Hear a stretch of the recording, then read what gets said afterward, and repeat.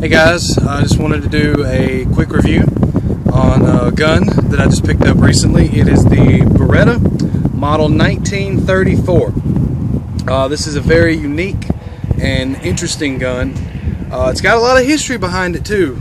This was the gun that was used to assassinate Gandhi. It's also been in a couple of movies. It was one of the guns that they tried to assassinate Don Corleone with in The Godfather. And it was also the gun that Sean Connery was forced to give up as James Bond in Dr. No in favor of the Walther PPK. I find it a little interesting that the reason that he had to give it up was because it jammed on him, which is, I mean, it's not impossible, but it does have the famous Beretta open slide, and we'll take a little bit of a closer look at it in a minute. But it does have that famous open slide design from Beretta that's not really notorious about jamming. So I just find it kind of interesting that that's the reason that Sean Connery had to give that up. But like I said, let's take a closer look at it and see what this gun looks like. Okay, so here's the Beretta, as you can see in all its glory. This is actually, it's nearing an antique. This gun was actually made, I don't know if you can read that, but this gun was actually made in 1967. And this gun has no importer's marks on it because they were only forced to put importer's marks on it starting in 1968. So this gun just barely missed that. And like I said before, it has the now famous Beretta open slide design. And it also has something that you used to see a lot in Berettas that you don't really see anymore, is the heel spur on the end of the magazine. Now I'm just going to show you, this is one thing that I don't like about the gun. In order to drop the slide, you have to drop the mag. And as soon as you drop the mag, it returns the slide to battery. And this was actually a military gun, so it's a little strange to me why they would do that. But this gun was actually used by the Italian army and a couple other armies in the world too, even after the Beretta 92 was introduced, which I find also kind of odd because this is chambered in, as you can see, Cal 9 Corto, which is just the European way of saying 380 ACP. But it's a very nice gun. It's a very interesting gun.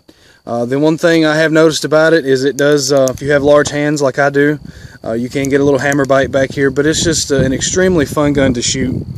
Fits really good in your hand. I've heard a lot of people say that if they have smaller hands that this is a good gun for them to shoot because it fits their hands a little bit better. But let's go see what it shoots like.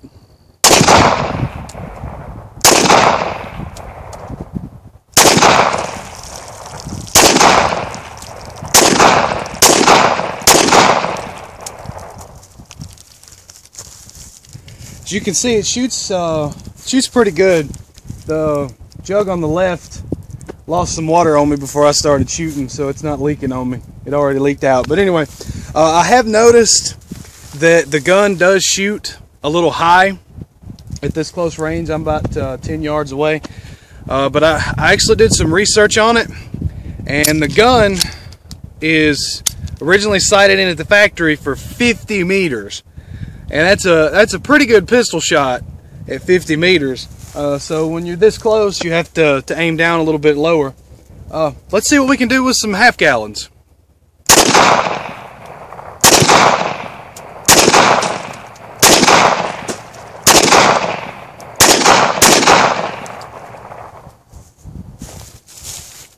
So as you can see, the Beretta model 1934 is a really nice gun.